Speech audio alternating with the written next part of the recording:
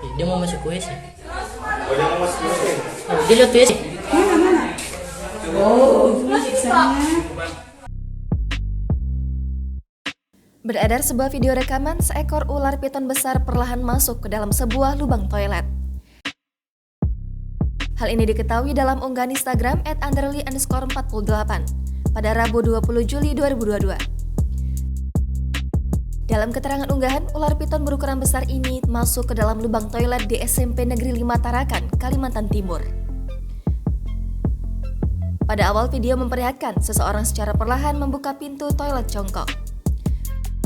Kemudian ternyata ular piton itu sedang berusaha masuk ke dalam lubang toilet. Badannya yang besar dan panjang secara perlahan menyesuaikan dengan ukuran lubang toilet yang kecil. Tak lama, badan ular piton itu pun masuk seluruhnya ke dalam lubang toilet. Belum diketahui waktu kejadian dalam insiden ini. Video yang berdurasi 32 detik ini pun ramai ditanggapi oleh para warganet.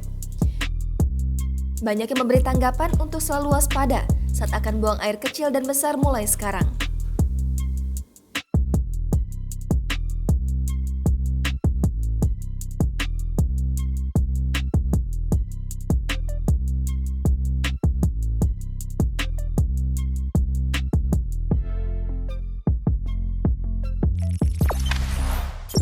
Jangan lupa subscribe, share, komen, dan like ya.